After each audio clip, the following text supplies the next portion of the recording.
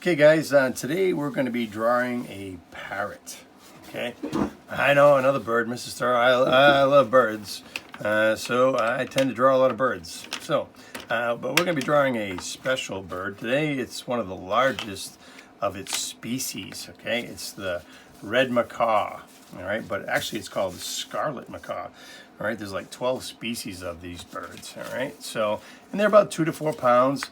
But the amazing thing is they can live up to 90 years old, which is a very long time for a wild animal. They can fly pretty fast, 35 miles an hour. That's nothing to shake a stick at.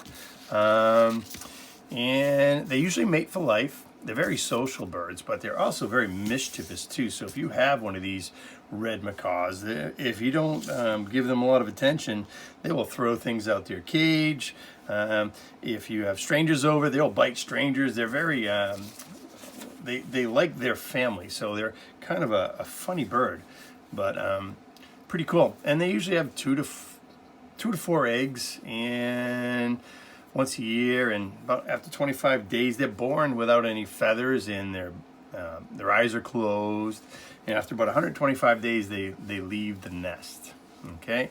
The thing that I learned about macaws that was really impressed me was they have the brain of a 4 to 8 year old. So that was pretty amazing. They don't talk a lot, but they can speak a few words. Okay, so during the video, if I'm drawing too fast, you can stop it and pause it. But my suggestion is to watch the whole thing first before you even start drawing. So this way you know where we're going and where we're going to end. So along the way you're prepared for what we're doing. So get your stuff, get whatever you have to draw on paper. I'm going to use copy paper. Now I've done a couple macaws already, and every one I've done so far is different. You can see this one head is different from that one. And the blue is different. So again, I'm not drawing from a picture. This is kind of like what I've seen in my imagination. And again, the tail could probably be a lot longer, but I ran out of paper, so I adapted so it worked to what I have. All right, it doesn't make it a bad drawing, it just makes it my drawing, and I'm happy with that. Another thing I did too is I drew 3 macaws on newspaper. So you can get some newspaper if you want to draw, and that kind of makes a cool, interesting background. I did it on top of a crossword puzzle. Now again, they're all different shapes. They're not exactly, I'm not using a template. All right, and they could be from, again, these are scarlet macaws, so they have some green, blue, yellow in them. All right, so get your stuff and let's get ready to rock. So first things first, I'm going to be drawing with pencil and marker and crayons, but you can use whatever you want. So I'm going to draw holding my paper in a portrait way, so a tall way. But I want to try to make sure I can fit my whole parrot in here. And then I'm going to make a vine that comes across. Very similar to what we did over here. So I'm going to draw it with you, and I'm going to show you how to go about doing this. All right, so it's really simple first. Now the parrot's body is kind of like an oval. So again, I want to fit the whole thing in here. So I'm not going to make a giant oval. I'm going to make one that's going to fit in the middle of my paper. Now when I do, I feel it, and then there you go. That's going to be my oval.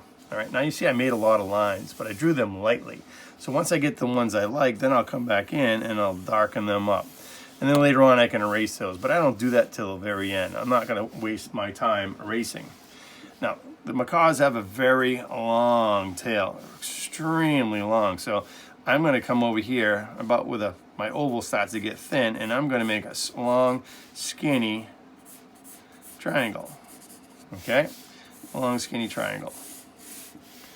All right, and later I'm going to come back with marker and you'll see that. All right, so next I'm actually going to use a little bit darker pencil, so maybe that'll show up a little bit better for you. I just want to make sure that you can see what I'm drawing. Now the head, I'm going to start by making an N for the head. So I'm going to start over here and make an N. Now, if you want to look on your computer and study macaws, you can make a more realistic macaw than I'm making. Feel free to do so. I'd like to see your drawings when you're done. Again, I'm just trying to make some simple shapes so it's easier for you. All right, now I'm going to make the beak. It's going to be a curved line that's going to come up top of the head and then down. Now, they have super strong beaks. I learned today that they can actually crack open a coconut with their beak. All right, and then I'm going to come in and it's a little pointy at the top, and I'm going to bring it in like that.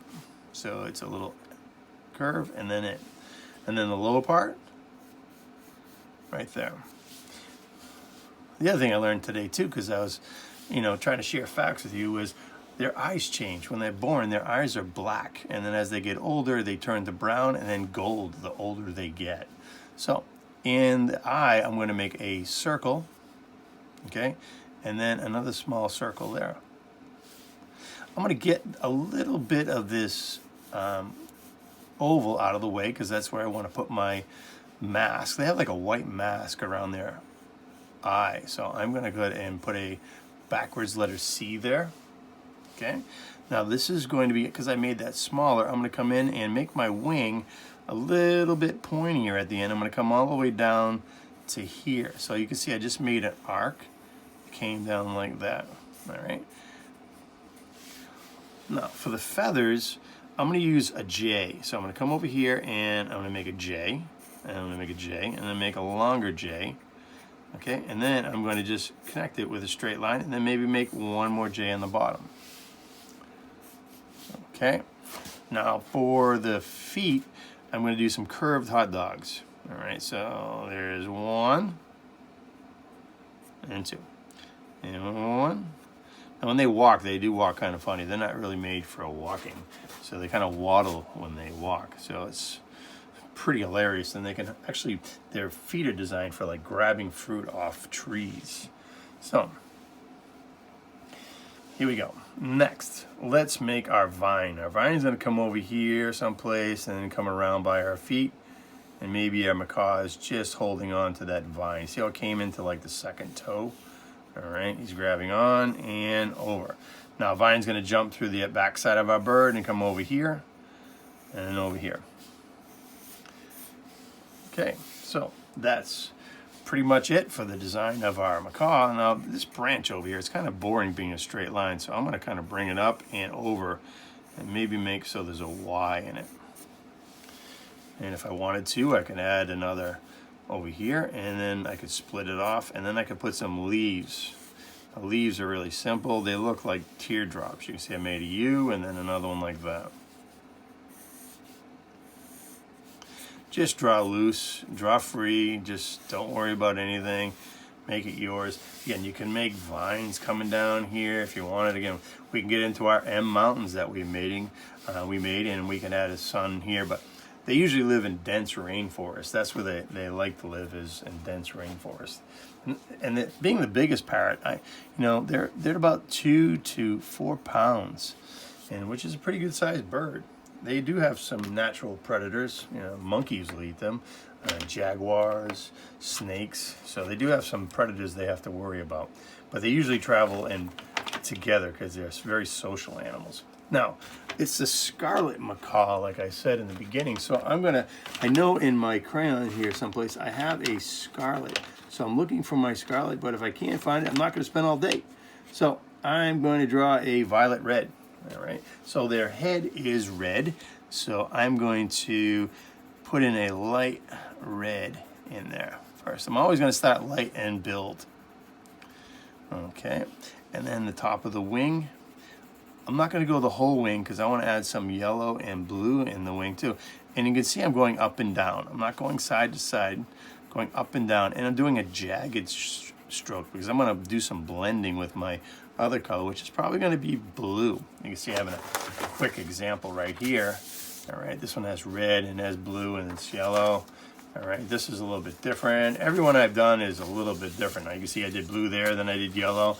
All right, to me they all look pretty decent. I'm pretty happy with them. I mean, I haven't done a million of macaws, but I can say at least done a dozen of them anyway. So.